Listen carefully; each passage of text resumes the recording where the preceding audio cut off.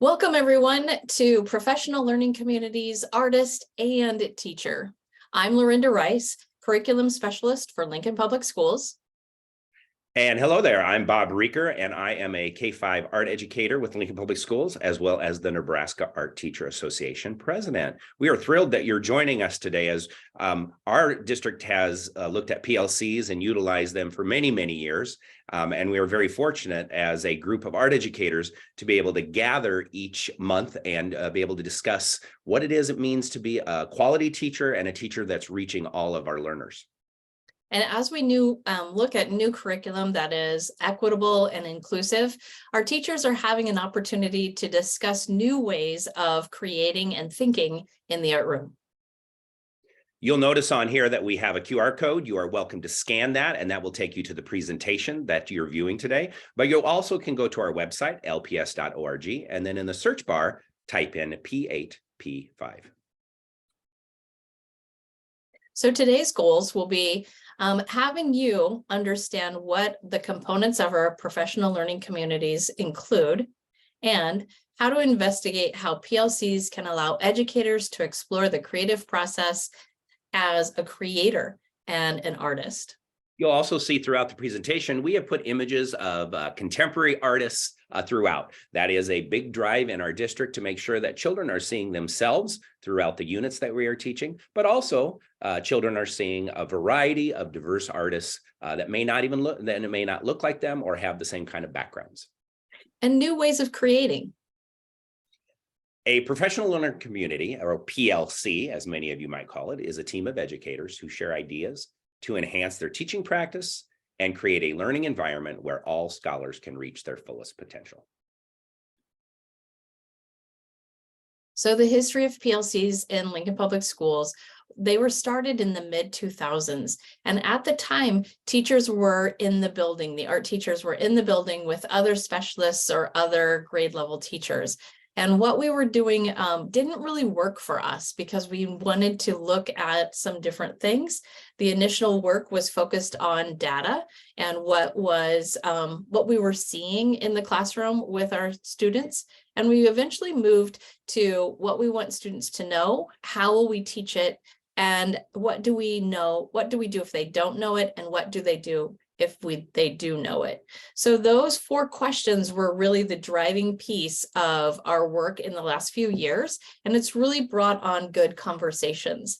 After the first year, content teachers were allowed to meet with each other, and then visual art teachers were allowed to meet with each other. And that has really been beneficial to have like-minded people teaching similar content and having really good conversations around the creative process and the standards of create, connect, present, and respond. In this work that we've been doing in the last few years, it's all about how do we think about play as an artist and helping students get back to that inquisitive, curious, and exploratory ways of thinking and creating.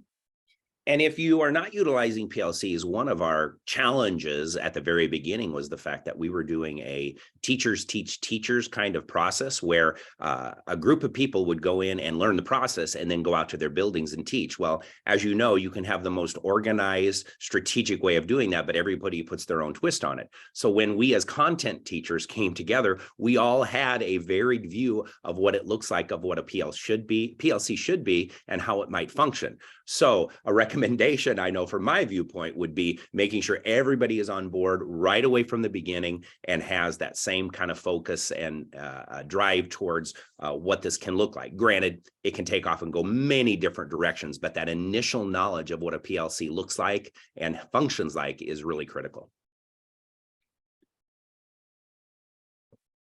So the logistics of PLCs in Lincoln Public Schools, our high school teachers have PLC every Tuesday. So students leave an hour early and teachers meet as teams within schools. So our art departments will meet together and work together to create ideas around how to improve, what students are doing, and where they need to take them.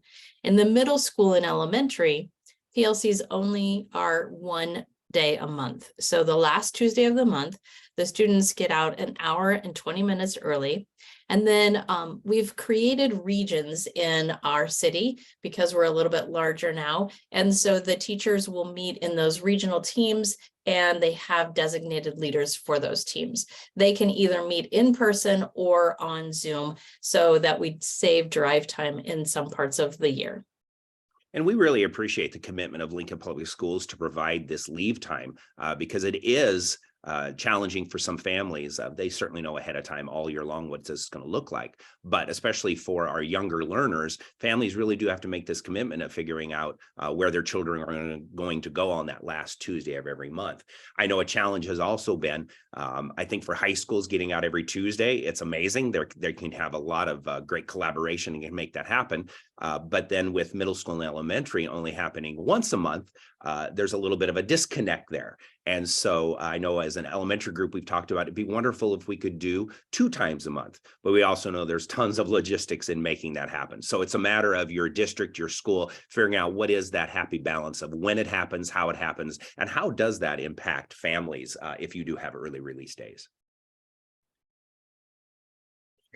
So another part of our district is a support system that shows teachers where they've been in the PLC process and documenting our learning, making our thinking as educators, art educators, visible. So you can see that in 14 and 15, when the new standards came out, we looked at alignment and what we were doing. And then we started to break down those new standards and tried to understand them and pull them apart to really break it down and see what we can do.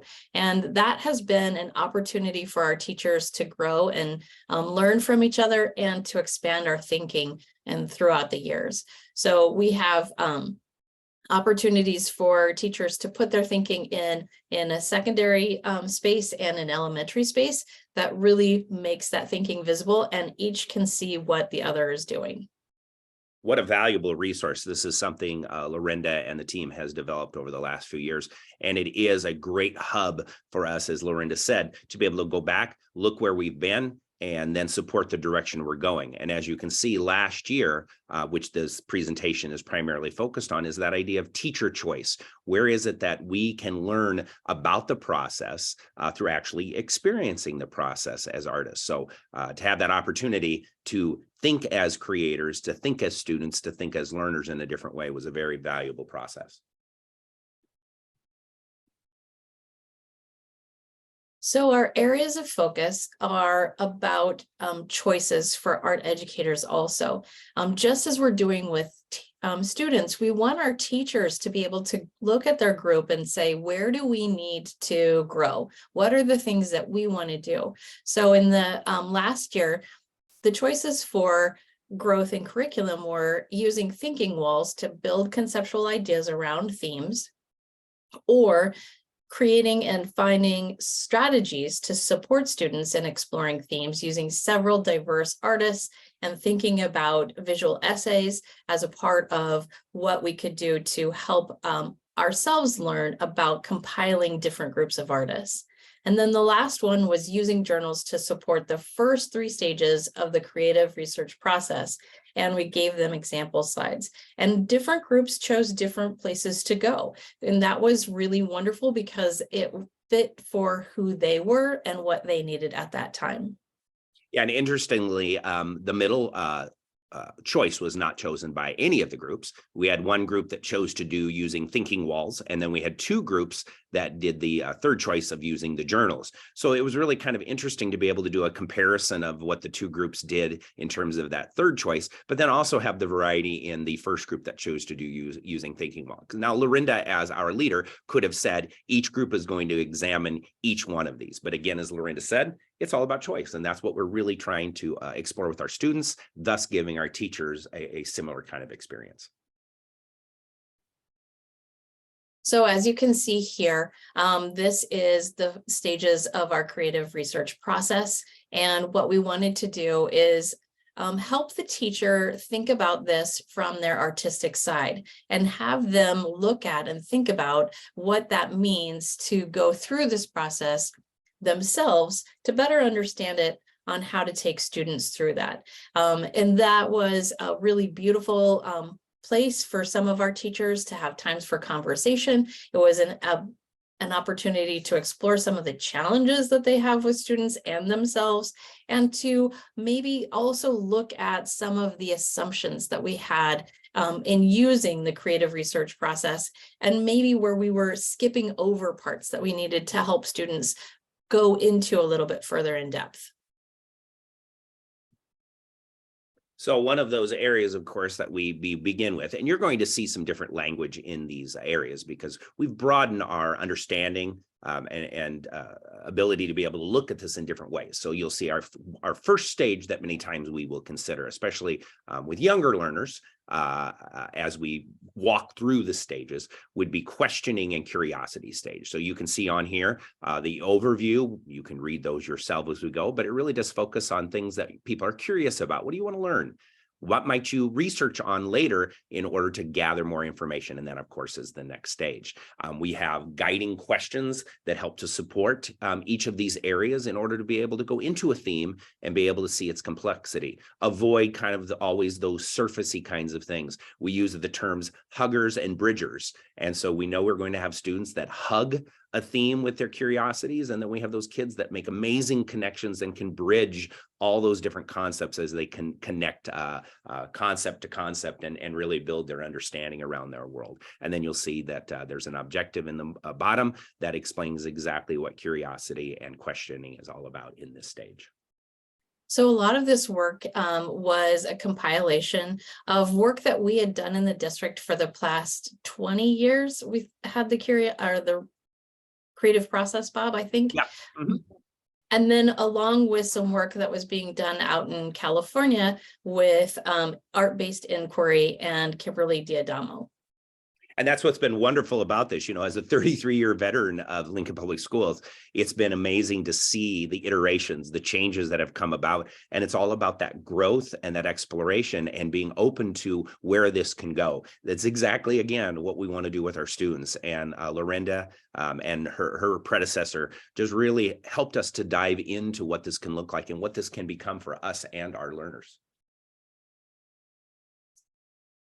So we're going to see some examples of what teachers were thinking about as we had them make their thinking visible in a journal as well. And it was really beautiful to see how they broke down that curiosity stage and helped themselves walk through it with themes that they were thinking about doing with students, and how they might grow and understand the process a little bit better. And what was great is we could capture it all different ways, just like we want to do with our students. So here we have a folded kind of journal. Other people were capturing them in posters, just really trying to allow the teacher as creator and artist to explore, again, just as we would want our students to be doing. So mind mapping was a big idea behind art-based inquiry and the creative process, to help our students start to see that there are lots of connections to a theme and the various ways to do it. So as you can see here, these are some examples of teachers thinking through the theme of self and others. And what are the components of that? If we plan ahead and do this process ourselves, we will have a better understanding of different things that the students might do. But as Bob can share with you, students will amaze you. They will come up with new ideas, new ways of thinking that you had not even thought of.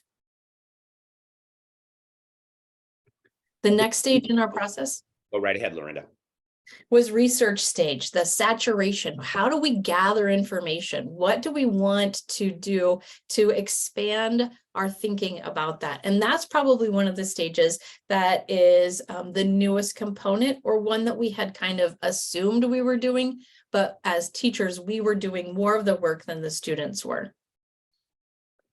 And I agree with Lorinda. Yeah, this being a new stage, you know, we often are wanting to turn to digital means or books in order to gather our research information. But through this process, we really have been exploring other ways to research, like doing interviews, like going home and gathering information and personal stories from our families and people that we know. And actually, that was a result of some of the work that I did last year in my exploration of my PLC, was looking at those stories. finding out information from the people that I know, the experts that I know, and that has thus resulted in me doing a lot more with that within my own classroom this year. This stage also was the stage where teachers can spend a little time in researching media. So having students play and explore and understand different types of media and what might work best and the different skills or techniques can be in there is a really important component. You can see that we've asked teachers to start thinking about questions. What are the guiding questions that you could use within those stages to really move students through that process? So what are the textures that might be involved here? What do I want people to know or understand in this? What materials could I use to best communicate my idea? So is it paint, collage, or a sculpture? And each teacher is different. Some teachers may stay within the painting realm or media and say you can use these 2 or 3 different types of paint. Other teachers really open it up a little bit further and it becomes a mixed media type of exploration for students. Lorinda, I appreciate you moving us into this idea of material exploration as research. I just recently did this with my kindergarten, first and second graders, where we did 2 different research activities during a class. One was gathering information within our own class based on our own opinions about things. And then we moved into how do we utilize a material in a variety of different ways. So again, this work has really guided the work that we did last year in PLC, has really guided much of the work that I'm doing and how I've changed and looked at these different stages. Yeah, it's a combination, right, of both media and of thinking. So the third stage is our ideation or envision stage. This is where we come up with possibilities. This is where we experiment with ideas. We push past that first thinking. And we've been really trying to help teachers start to use different creative strategies in this process and play with those as artists themselves to better understand. There are a lot of different people who've been writing about this, including Olivia Goudet and Julia Marshall, Lisa Hochricht, many different art education, amazing people who are really asking art education to start thinking about entering art problems in new ways. And so this is an area where we're still exploring and kind of coming up with ways to support students in thinking, how could scale change the way that your story is told? If you make something really small, will it make the story say a different thing versus making it really large? And what part of it, of your visual, will be small or large? Or what if, go ahead. Well, I recently did this with my 3rd, 4th, and 5th graders as they were developing ideas around a sanctuary piece that they're creating out of clay. So we did some initial sketching, and then the next time or second time they came back, we talked about this idea of synthesizing some ideas together. So how could you take some of those initial thoughts and combine them together? Certainly not a requirement, but it was something that I challenged them to do. And I actually had several students who took that challenge, and their pieces actually just grew and expanded and became some amazing pieces because they chose to do the synthesis process. Right. And that's where that bridger person is, right? That student who's now all of a sudden thinking in new ways and pushing themselves a little bit further. That doesn't mean that every student in the room will probably take that on, but we at least are offering it up as a space for them to create and think differently.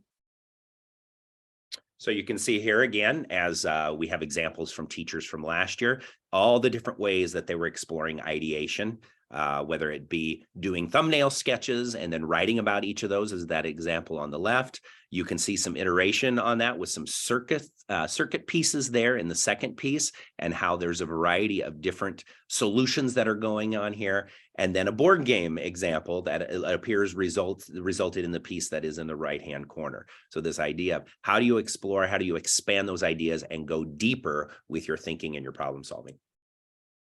And so it's similar to brainstorming that we had done in the past, but we added just another layer to try to help go a little bit further in that ideation stage. So in my PLC, we took some of the different themes that we had been exploring and we broke into teams, and these were based on interest. So no one had to do one that they didn't choose to do, but we had 4 different themes last year. And the one that I was most interested was the idea of water and how does water impact our world.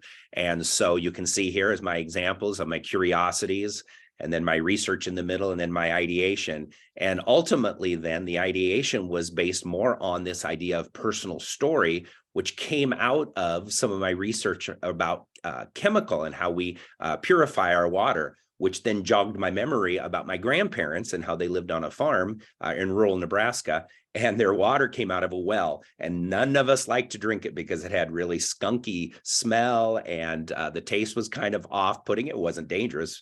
So my grandfather would get into his vehicle almost daily and drive to a local park where he could get fresh water for us. So that idea came out of those curiosities, because I believe you can see down here this idea of ways we use water, the conservation, the drinking, purification is listed up here, which led me to my research, which ultimately led me to my ideation.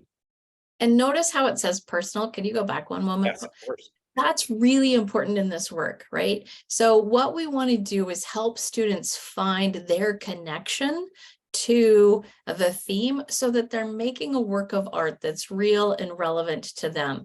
And so what you'll see in some of our classrooms is students who have different ideas around water and are thinking of different ways of creating and telling that message, which really engages students. It really changes the dynamic of the art room to a real studio where all students are curious. They're thinking about the ways that they want to tell their personal story.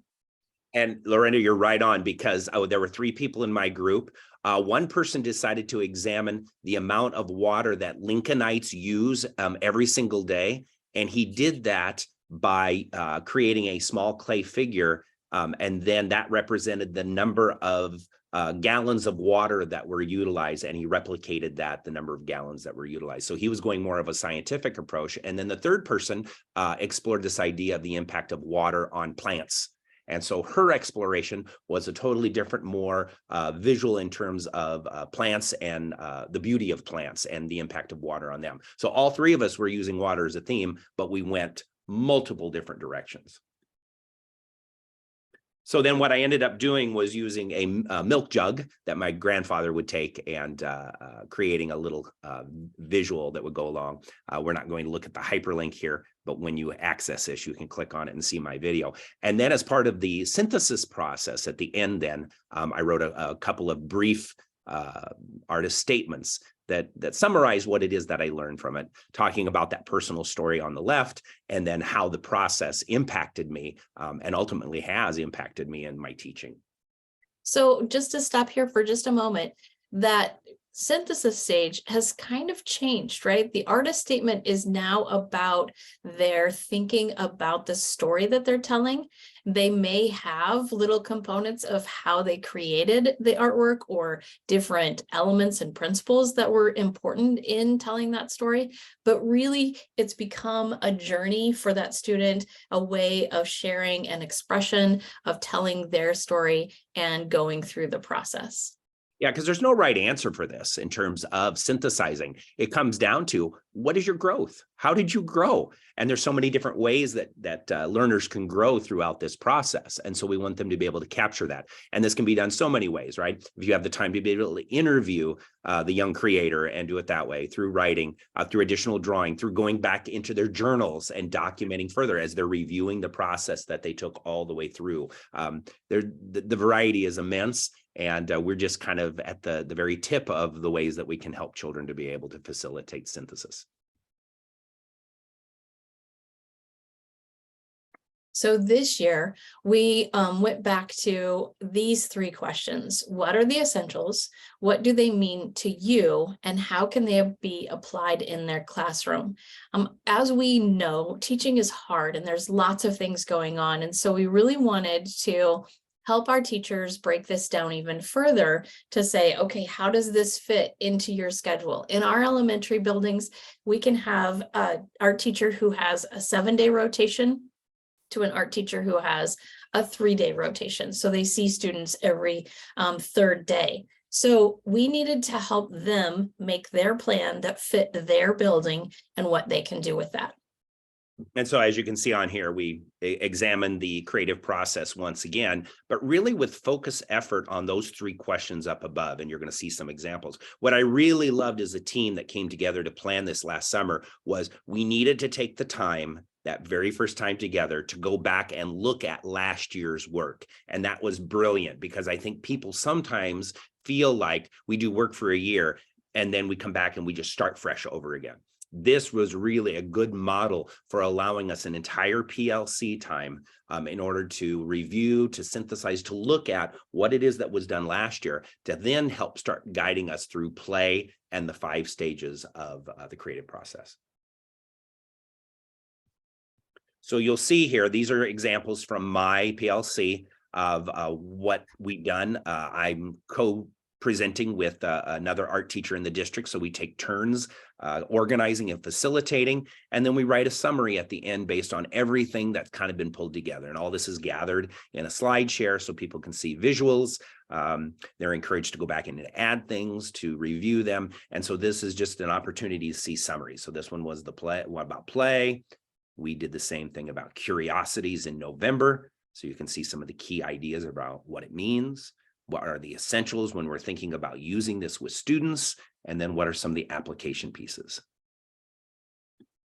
So again, by each month breaking it down, reviewing those, going a little bit further in depth, we're starting to explore what our assumptions are, where we might need to think differently or expand our thinking. And it really gave our teachers an opportunity to share those ideas even further and continue to practice it. And Lorinda, I want to emphasize what you just said, right? Those determinations that we have as adult learners about what youngsters should do in terms of their creating. I think you said earlier, my learners are constantly surprising me. I may have kind of a thought in mind of a direction we're going with a theme and start guiding children that way, but then all of a sudden, a little person will say this and they'll suddenly go a different direction. We did a unit earlier this year about immigration, people immigrating. And suddenly a child said, but what happens if we run out of space on the earth? What are we going to do? And suddenly I had several children thinking about the idea of immigrating into space. Never in a million years would I have thought of that as an adult. I just would not have gone that direction. But these 8, 9, and 10-year-olds went there and they created some really incredible works based on this idea. What if people need to immigrate into space? Yeah, and that's their world, right? So those students are looking at what's happening in society today, and they're already starting to think they're amazing people. They can think and do things that go beyond what our expectations are. And then ideation that we just did recently in January, you can see some examples. Again, please feel free to go back into the slide share and look at these a little bit deeper if you would like to. And then the creation stage, of course, and my co-leader the other day said, this is kind of our bread and butter. This is in our wheelhouse. This is the one we've always, art teachers can hang their hat on, but can we look at it in different ways? We certainly can. I think this idea of choice and giving children more agency in what they create certainly is a component that has developed over the years, and looking at that continuum of choice from being very teacher directed to all the way down to, having the child be the total agent of what they create with adult support. Again, we want to think and work through like what are the guiding questions that we might consider before we walk into class, and have those written out so that we can think about what we need students to do.